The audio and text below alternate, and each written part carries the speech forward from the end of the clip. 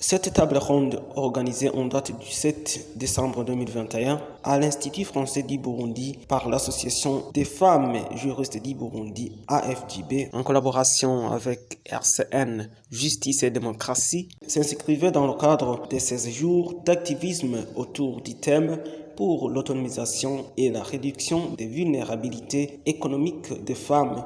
Une activité organisée conjointement avec la délégation de l'Union européenne et l'ambassade de Belgique au Burundi. En cette table ronde, à partir des exposés, s'est révélé que les femmes burundaises sont capables de réaliser de beaucoup de choses. Cependant, des défis liés à la culture burundaise persistent. Maître Espérance Ninahazé, membre de l'association des femmes juristes du Burundi AFJB, précise des opportunités dont disposent les femmes burundaises pour s'autonomiser. Elle demande le respect des lois relatives à l'autonomisation de la femme burundaise. La femme a actuellement plusieurs opportunités de pouvoir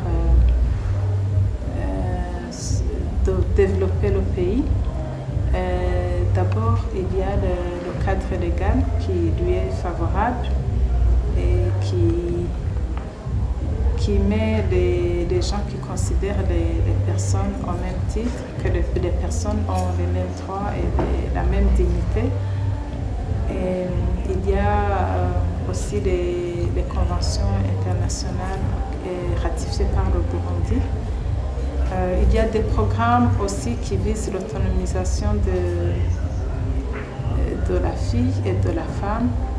Et à côté de ça, il y a le changement de mentalité qui commence à évoluer et qui considère la femme à sa juste valeur, du moins dans certains cas, même si aussi sous un autre angle, il y a des difficultés liées aussi à la culture qui persistent parce qu'il y a des préjugés qui sont toujours là et qui font que la femme n'est pas considérée au même titre que l'homme.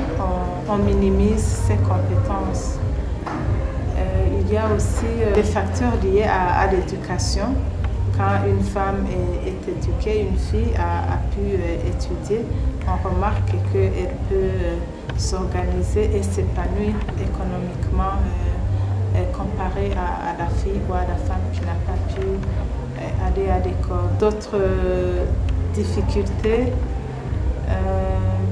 par exemple pour l'accès à la terre, et on constate qu'il y a quand même l'évolution au niveau de nos familles, des familles burundaises. Et il y a des familles qui considèrent que les enfants peuvent avoir les mêmes droits, du moins sur la propriété foncière acquise.